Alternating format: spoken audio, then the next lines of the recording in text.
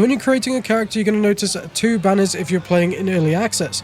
When the game is out, we're probably going to have these things called leagues, so you're going to see another banner probably.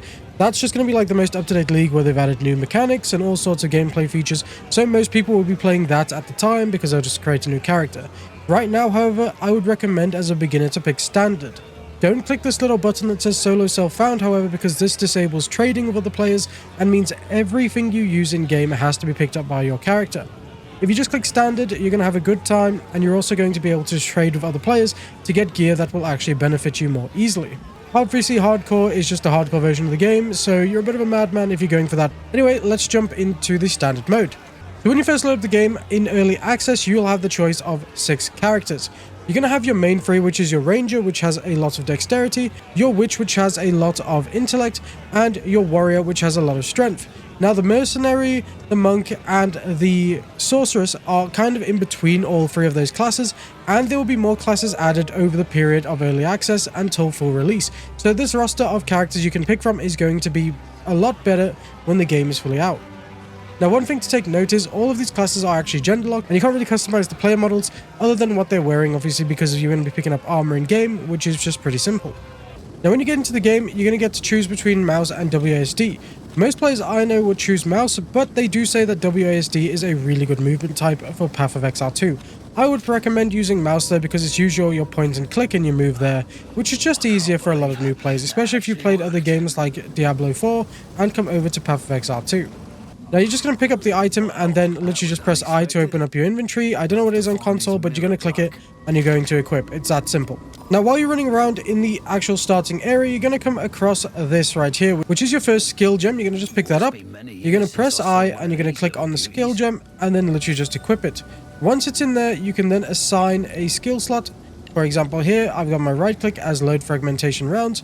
It's pretty simple. And then you just close that.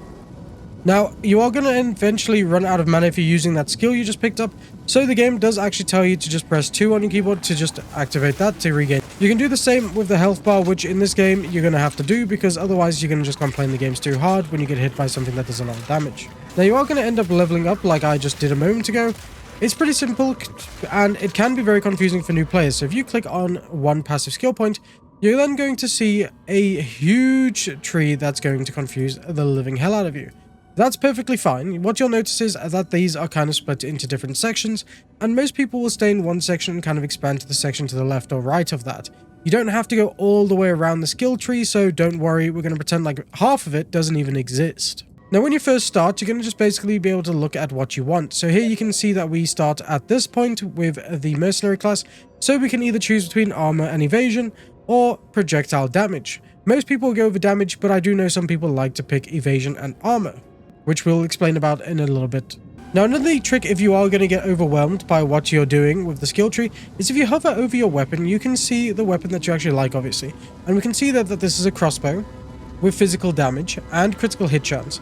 So what we'd want to do is increase physical damage, which is also what we'd look for if we're going to get rolls on a weapon. We want obviously more physical damage because then our crossbow is better. Now we can open up that passive tree again and actually search physical. Now we can open up the skill tree again and actually search for the word physical, and then you'll start to see in the skill tree, nodes will start to highlight. Like right here, you can see that there's some nodes that are flashing. These will give you physical damage if you really want to go that way. If you're starting to build with elements and you want some lightning, you can just type in lightning, for example. There we go. And then that will start to flash on the map as well. So as you can see here, we can go down this route for some lightning damage. If we're not doing that and we want something like poison, for example, we can then just type that in too, and we can see where we would need to travel along the skill tree path for that, which is kind of like up this way, so you'd have to come along there. Now, we are using a crossbow currently, so we could even type in crossbow, and we can see the nodes that highlight for crossbows, which is just over here. It's pretty simple and it's easy to wrap your head around. Obviously, do use an online build because there's just so many builds out there online that will help you with your class and what weapons you're using, so I would recommend doing that anyway. Now, eventually in the first area, you are going to come across this big boss over here called the Bloated Miller. You are going to have to learn to dodge because his attacks do hit quite hard, and you're going to end up probably needing to heal unless you have some sort of energy shield on, which is okay, but, you know, we'll explain that again in a moment. Now, as you progress through the game as well, you're going to find multiple different flasks. If you look at there, we can see that this one is unidentified. Most of your gear will probably be unidentified. In the campaign, you're going to be able to talk to certain characters that will do that for you and identify them, but at the start of the game, you might want to use a couple of scrolls of wisdom just to do that. As you can see there, we have a bunch of stats on that, which gives 22% of recovery applied instantly and 27% increased charges. This is better than the current lesser mana flask you start off with, so I would end up replacing the 2 flasks and have the better one at the same time. During your progress through the campaign, you're going to get a higher level, and when you get to a higher level, you're going to start to unlock much better flasks that heal for more and recover more mana, which is just incredible. Now, when you get to the town, you're also going to get another skill gem. This time it's uncut, which is pretty simple. It's a lot different from Path of Exile 1, but basically you're going to open up your inventory. You're going to click on the skill gem, and you're going to see here that you have a bunch of level 1 skills to pick from. Now, we started the game with fragmentation rounds because that's what the game selected. But if we wanted to, we could go with armor-piercing rounds, permafrost bolts, or explosive grenades. Now, if you're playing a different class, you're obviously going to have different skills, but if you want to select one of these skills, all you have to do is click it, click engrave, and it will be in your inventory. You then click that again, and you just equip the skill like before, and then come down to here, and you just pick the skill and place it in your skill bar. Then you're free to use that skill as you go on.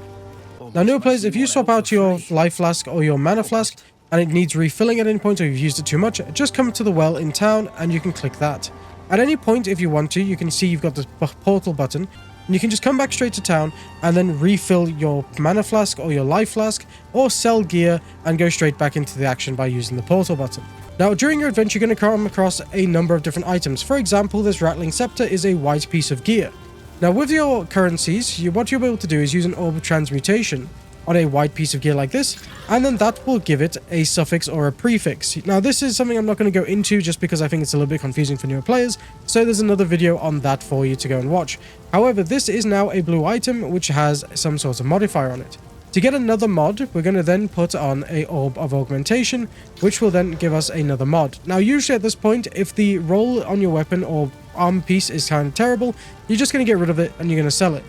Most people, however, if it's a good piece, will then use a regal orb, which in this case, you just press it there, and it turns into a rare weapon that has 3 stats on it. Now from here, if you really wanted to, you could increase how many perks you have on there until a total of 6 using exalted orbs. However, I would recommend while you're going through the campaign to not use a single exalted orb, because this is the currency people are using to trade in the endgame. So I'd basically just recommend keeping all currencies, unless you really need to use like an orb of transmutation or augmentation to see if a roll on a weapon or armor piece is good, and then obviously using a regal orb to make it a rare if it is a good piece of gear.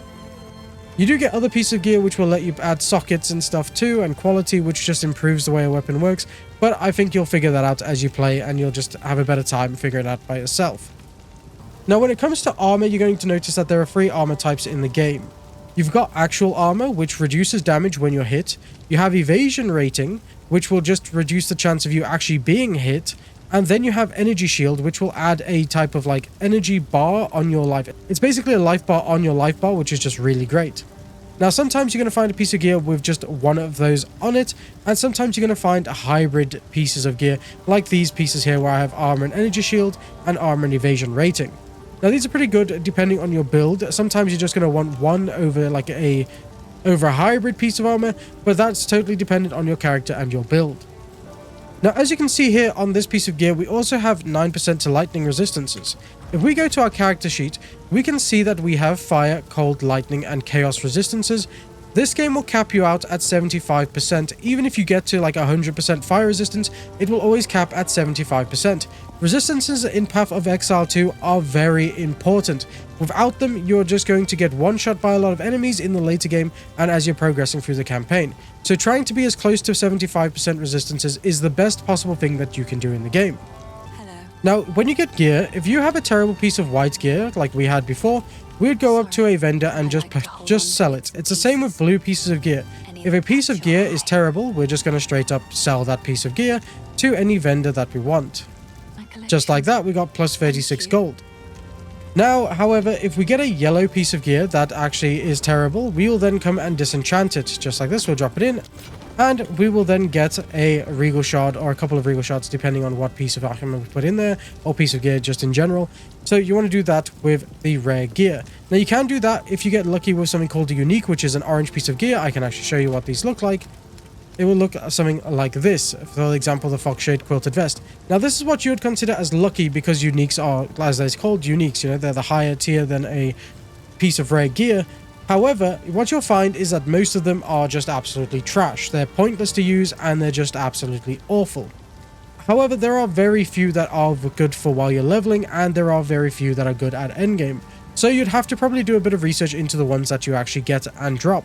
But most of it is just trash and pretty much a waste of your time, which I would then recommend disenchanting as well, which you'll get a currency called chance shards, which you can then eventually turn into an orb of chance. Now, another thing I would like to mention is that while you're progressing through the game, you're going to notice on your map that you have these skulls and chests, which are kind of like side activities. For example, we have Buyer of the Rotten Pack and Mysterious Campsite and so on. However, if you look close enough, for example, like this skull here, it has a little plus symbol on it.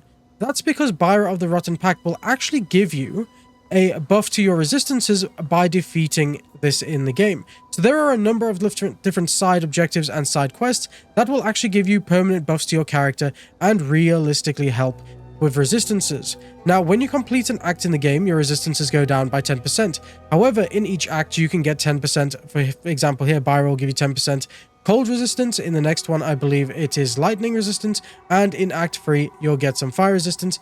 And it will just keep going down per act, but you'll keep getting them as well. So obviously, you need to check for armor with resistances and make sure you do all important side quests. Now, eventually in Travels, you're going to come across an uncut support gem. Now, these are pretty cool because it makes the game feel a lot better than just what the gem system used to be with the sockets back in Path of Exile 1. You're going to right-click these and you're going to see that there are a ton of different supports gems you can pick from. For example, you can click on all gems and you can see that they all do something different. Each one will give you different spells and basically have a different effect to the ability you put them on. So if we click on Explosive Grenade, for example, we can see what the game recommends. It recommends Concentrated Effect or Scattershot or Second Wind. Now, if we were looking at Scattershot, you can see here that our support requirements, we need at least +5 Dexterity. Now, what this one does is support projectile skills, making them fire extra projectiles, but also lowers the attack and cast speed of supported skills. So it gives a plus and a negative at the same time. Most of these do, but you can just click Engrave, and then you'll see that it's actually selected straight onto Explosive Grenade. So now when we use Explosive Grenade, we will then fire extra projectiles, but obviously that also lowers the attack and cast speed because we're now dealing more damage overall. Now, when you're progressing through the game, as you can see here on our Scraper's Chainmail of the Cloud, we have a socket. Now, these sockets are very different to how Path of Exile 1 works. In this case, you're literally going to be equipping runes. Now, runes work very differently. For example, here, you can see that on armor, it will give 20% mana, and on a martial weapon, it will give leeches 2% of physical damage as mana. Each one has something that it's going to affect a weapon with, and each one has something that it will affect armor with depending on what you put it in. So weapons will come with rune slots, and so will armor. Now, for example, if we wanted to raise our lightning resistance, because this one gives lightning resistance for armor, we would just hover over with a rune and then equip it onto that piece of gear. Just be wary though that if you do this, you can't actually unequip the rune yet, so you are going to be stuck with that rune on that piece of gear. If you have a terrible piece of gear with a rune slot on it, however, you can then just come and salvage it straight for a bit of extra currency there until you get enough of them to then turn into an Artificer's Orb, which allows you to create a rune socket. Now, there's also a ton of different mechanics and gameplay features that you're going to discover while playing through Path of Exile 2. I'm not going to go into those because I think that's a bit too overwhelming for new players, and I just want this to focus on a lot of stuff for beginners. I feel like you have enough information right now to just progress through the game and actually have a brilliant time. Just remember to learn how to dodge and also heal or use more mana if you are using your skills. Other than that, I hope you've had a brilliant time watching this video, and if it is helpful, please click the like button and subscribe for more Path of Exile 2 in the future.